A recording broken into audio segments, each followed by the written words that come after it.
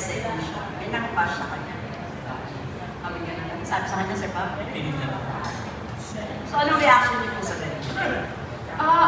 Ako, I think kasi we're actually trained as a host. So, syempre, like in the entertainment business, kailangan mo pa rin, prim and proper and you handle it with grace.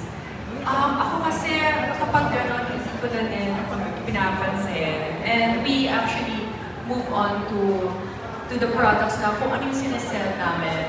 And yun nga, in-empower namin sila to buy those products and in-inspire namin sila to do work well, mga ganon. So, ayun po. At then, sagutin ko naman. Yan.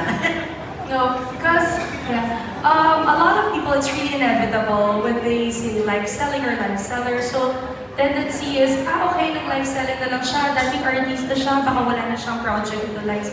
But for me, it really all boils down to your vision, to your core and your objective. Why are you doing this? What is your purpose? Kasi ako, my purpose is of course to share my God-given talent to others and God used me as His instrument to be able to help others also. Hindi siya kung live selling lang. You're able to help people change. You're changing their lives. Number one, when you tap other celebrity influencers and friends, you're able to help them earn extra income or passive income. You're giving them opportunity or more job opportunities to people who doesn't have, work, diba? Two, you help brands grow their business, thrive in the industry. Three, nakakatulong ka hindi lang sa mga co-celebrities mo or friends mo, but also behind the scenes, all the team. You're able to help their families. And number four, you're able to support and help local products as well. So ako, pag sinasabi nila yun, no, I'm very, very proud of my work and I take my job seriously. Kaya nga during the awards night of Shopee, I am Diane Medina, I'm a proud live seller. So, hindi mo siya kinakaya, most especially if this is a decent and honest job, hindi siya flood control or whatever, hindi mo kinukuha. That's why kami talaga ni Roger, when we post yung mga achievements namin, kasi galing sa mabuti, galing sa matinong trabaho, na hard work talaga. And it talagang respect din ako sa live sellers kasi sabi ko nga, it entails a lot of sacrifice, commitment, and dedication to be able to do this kind of job. And I can say, itong job na live seller na to, we're able to invest on a lot of properties as well. So, yun talaga yung nag-pave ng way. So, sino kami para mahiya?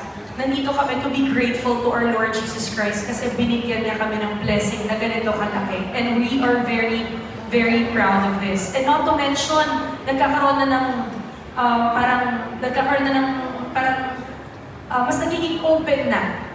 You can see other big celebrities also who does live selling. So marami na rin siyang pumapasok and I don't think dapat siyang ikahiya or kailangan mong tingnan ng mababa, baka wala ng work. I don't think naman ganon kasi mas marami na pong nagla-live ngayon na big celebrities also who has name in the industry. At katulad na lang yung Dayan, di ba? Ilang loki ang binili mong bahay para sa mga kapatid mo, di ba? Sa alam ba? Ay, sa kapatid? Hindi, tigi-tigi sa kami, hindi ako. Alam lang, binili mo. Bumili sila po ng kanya-kanya. Tabi-tabi lang kami. Thank you. Si Roger. Ano sasabihin ka, Roger? Ako po, proud life seller po ako kasi hard work po yan eh. Marangal na trabaho. And hindi totoo na pag nag-live ka, wala ka ng trabaho, laos ka na. Hindi po, may mga projects pa po tayo. Kaka-champion lang po natin sa Stars on the Floor. May serye po tayo na ginagawa. And proud po ako dito kasi yung team po namin, lahat po yan nag-work for their families. Lahat sila inspired to provide for their families. Ang maganda po dito, nakakatulong na po kami sa brands. Nakakatulong po tayo sa mga tao. Tsaka hindi biro yung live selling. Akala nung iba talaga na madali lang yan. Hindi po hard work talaga yan, tsaka dedication. At mga matatalino po lahat ng live seller kasi kailangan nyo aralin yung mga products nyo. Kailangan nyo pag-isipan yung mga campaigns, gagawin nyo yung mga contents para yung mga viewers ma-attract nyo. Diba? So yun po. Proud live seller po, Roger Cruz. Let's go. TM Studios represent. Last question na lang. Go mo, sige. I just want to share na sobrang proud na po ako ngayon as a live seller, not only because of my cousin, but because of the hard work din po. Kasi once nung day one na naupo po ako doon, it's really a hard work po talaga. Hindi siya madali, hindi madaling mag-please ng tao. And for me, it's a good platform and it's a good what do you call this? Opportunity for every woman out there na to find their voice, empower them to be confident and to grow also. Kasi this is a different it's a different platform. It's a different industry actually na tingin nila mababa pero hindi talaga. Once na nakaupo ka doon for 3 hours, 4 hours, at kakausapin mo, so much respect din talaga. Yeah, last question ko na lang, Fred. Kasi tama naman, may advocacy. Isa sa mga matutulungan niyo kung matutuloy, kasi narinig ko kanina na mention ni Dayan yung pangalan ni Tuesday Vargas. Tama ba ako? In-invite niyo siya? Ano po kung naging reaction? Did you see her dun sa kanyang panawagan? Kaya mo siya kinuha? Or... No, prior to that, I was able to connect Ate Tuesday na on TikTok platform and I think may mga lives na siya doon. So ako yung nag-connect sa kanya sa TikTok. And now, I'm trying to connect her naman to other platforms and hoping na the collaboration and the partnership will push through. Sige, nakatulong kayo. Because Ate Tuesday is also a good friend.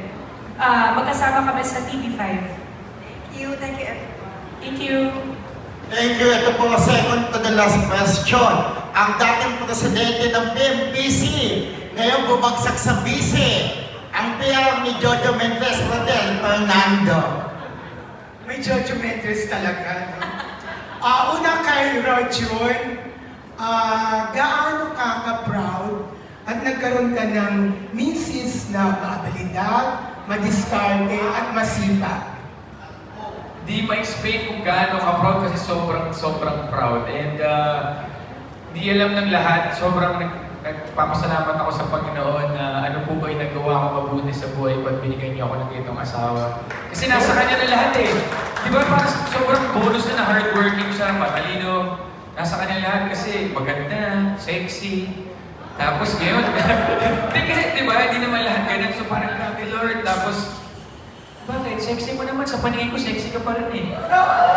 Hindi, kasi yung iba nagsasabi na, ano na siya, nagkalaman siya. Eh, nakakaya naman guys, yung kita na naman yung ganda ng mukha ng asawa ko, partida na yan. Eh, paano ba kung nag-diet ka, di ba? So yun po, sobrang higit pa yung nanalo sa loto. Kasi di ba yung gusto ko manalo sa loto, ito sobra-sobra sa loto to. Yung asawa ko. So yun po, sobrang proud talaga. Ayaw, mahigit po sa jackpot eh, sobra-sobra kasi may Isabela na, may Joaquin pa. Grabe na, Lord. Kaya gagawin ko lahat para sa inyo. Love you, Lord. Thank you. God bless us. Okay. Thank you, Roger. Kay